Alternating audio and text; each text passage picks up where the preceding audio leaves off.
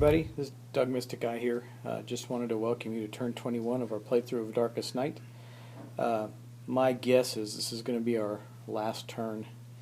Keep in mind that we are using both On Shifting Winds and With an Inner Light expansions, so this is everything that comes in the game. I'm only playing one of the, two, the Monk and the Wayfarer characters from the expansions, but I have all of the blights from the expansions, etc. All the items, all the cards, so it does add some additional fun to the game. So that being said, let's get to the board and continue our play. Here's our big dilemma. This is probably the thing that's going to end the game for us here. We got 4 blights already up there. The Necromancer's up there in the mountains with the Scholar and the Druid. They have to defeat both these blights by the end of this turn. They're going to have to exhaust their power. The Druid, or I'm sorry, the Scholar and the Monk. The Druid is down here in the monastery, where he is trying to fight off blights as they come piling in, and he's not doing a good job. He's failing at that. So we got one more blight in the monastery and we lose the game. That is our big dilemma. There's 3 down here, so we're not in trouble right this second. The Wayfarer is in the village, and we have stuff piling up here. A little correction from last playthrough. I needed to put a time token on this quest here at the end of the Necromancer's turn. I did not do that, so I just did it now. And as you can see, we're going to need we got 3 more turns to complete that, even though I don't think that's going to matter much to us right now. And then we also add another one to this one, where we will have 2 more turns to complete that one. Okay, so let's move on. Might as well start with our good old Druid.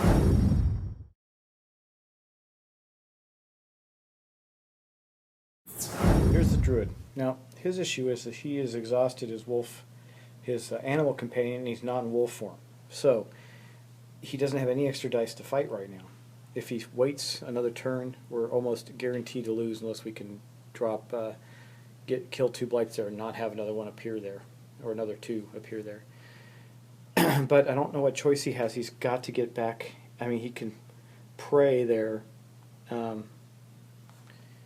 He won't gain any grace from it, and that's okay, but maybe he can hide, I guess. He can hide and refresh his powers and gain a secrecy. So I think that's what we're going to have to do this turn. That's just terrible. Terrible way to turn, but I need his stuff. So without his animal companion, he can't really fight these off without a whole bunch of luck. We need 5s to defeat any one of those. So I think that what we're going to do is we're going to pray. This will refresh his wolf form. It'll give him a secrecy of 1, or not pray, but rest rather, so that he can fight, hopefully live to fight the blights 1 more round. And that is going to end his turn. Remember, he's still in the monastery, so there's no event card. I think we're going to, again, jump over to the Wayfarer, because he's kind of out on his own there. Oops, I forgot to turn over his token. So let's get to the Wayfarer.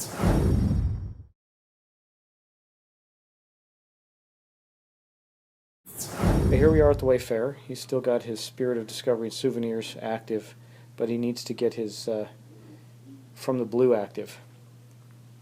So for his action, let's draw his event card first. So, ouch.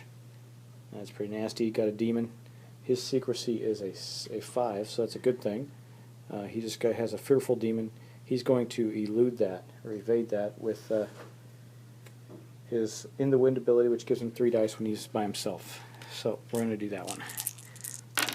He rolled a 6, a 4, and a 1, so he did elude the demons, and now he can take his action. I think his action is going to be to move back down here. So he's going to move down here, and in doing so he will activate his From the Blue ability. And that will go up there with his active stuff, and that will end his turn for turn 22.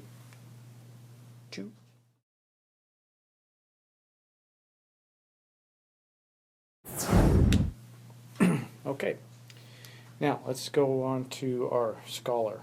Now he is, didn't flip these over, he is was one in the dire situation, but he did have a remarkable find in finding an ancient sword, which is going to give him 2 dice to attack.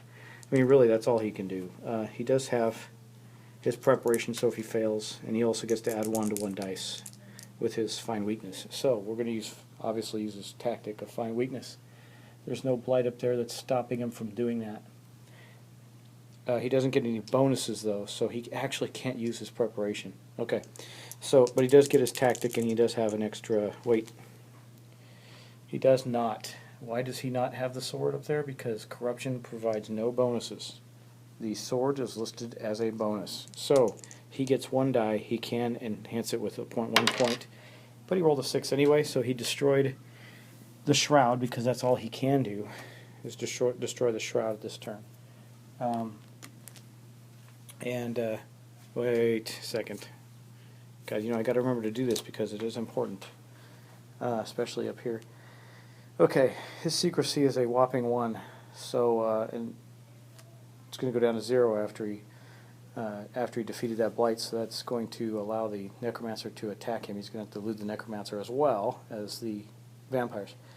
Anyway, he needs a 5 to evade, which he's going to do. He still has his tactic of foresight, which gives him 2 dice to evade, and the sanctuary, forgotten sanctuary up there in that area. So he rolled a 6 and a 5. He did evade the horde, and then he destroyed the shroud. So we're still on track there, and that will end the scholar's turn, and we'll move on lastly.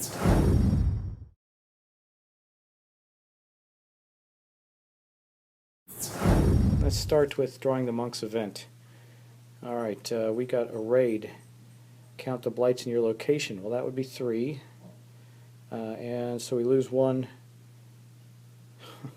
Well, that's not as bad as 4, I guess. We lose 1 grace and 1 secrecy, both. So he's back down to a 2 grace and a 4 secrecy, so he's not in too bad a shape. But he is up here. He's going to have to deal with a blight. Now, because of the darkness track is on 23, he does get 3 dice to fight with. Let's see, make sure that's not a bonus. It is not. It's a tactic, and when the track is odd. Here, patience is what it's called. When the track is on an odd number, he gets 3 dice. So we're going to try and take out again the Oblivion for the second time. He needed a 4. He got. Actually, the 5 was not part of his roll. It's these 3 dice here. He just got it. So we destroyed this Oblivion. And that's going to end his turn for turn 22. Bam. Now we're going to move on to the Necromancer.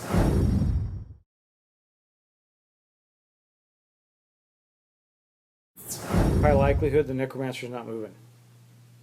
He's right here with the Scholar's a 0, so it doesn't really matter what I roll for the Necromancer. He's staying right there and dropping 2 more blights. Actually, it does make a difference, because if he rolls a 1 or 2, he'll drop 3 blights there, and we'll lose the game. Oh, guys. Just rolled a 2.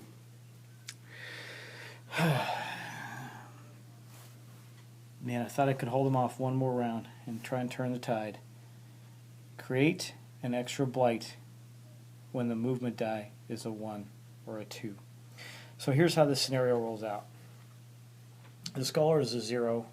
The monk's at a 2, so he sees both of them. Actually, the monk's at a 4. He doesn't see the monk. The Druid, who has got a secrecy of 1 as well, is in the monastery. He can't go there. The Necromancer can't go there. And he's the Wayfarer's down here with a 5. So he can't even get chased. He's hidden from the Necromancer. The Necromancer is going to drop 3 blights here, which is going to put 2 up there and 1 in the monastery. And let me show you something. We got lucky here. We're not. It's just like a regular location. The monastery is when you get more than 4 blights in a location. So we're going to place our blights down, starting with 2 up here. So up in the mountains, we're going to get a decay. Okay, and here's what decay does. Items have no effect. Wonderful. We can't even fight our friend the Necromancer up here anymore. It's just ridiculous. Okay, our next one in the mountains is going to be a Omen. Okay, that's one I don't particularly like either. It might be out of omens. There's already a couple out on the board. Oh, there's one more. Okay, and then the last and third and final one is going to go into the monastery. Let's see what that's going to do for us here. Decay, no items used. Okay. That's not the worst thing that could happen there. By the way, I didn't show you the picture on the decay token. Okay, that is officially going to end our Necromancer's turn. We just got to put... yeah, we're about to take a big hit here, too. We're about to lose these two quests, this one and this one over here. I think we can do this one here with the Wayfarer, which was my intent in going there, because he'll get another key. I'll give him 3. He can get that artifact down there before going. So we'll try that, see how that works for us. Huh? Okay, anyway, that is going to end turn 21 for the Necromancer, and we'll move on to turn 22 of our playthrough of A Darkest Night. Turn 21, I forgot to wrap up the Necromancer's move here, because the Necromancer can see the Druid or the Scholar, and is going to attack him. He only has a 1. The Scholar has 1 die. He's probably going to take damage here. He can roll a 7 to defeat and he actually can, because he's got a tactic that he gets to add +1 to a die. Let's see if he can do that. Or he could elude him with a 6, but I think either way, it's not looking too good. He gets 2 dice to elude, but he gets no bonuses or anything, and items don't have any effect, and it's just not cool. So we'll see what he can do there. Yeah, he rolled a 2, and he took 1 point of damage. Okay, now we'll continue on and finalize this game turn.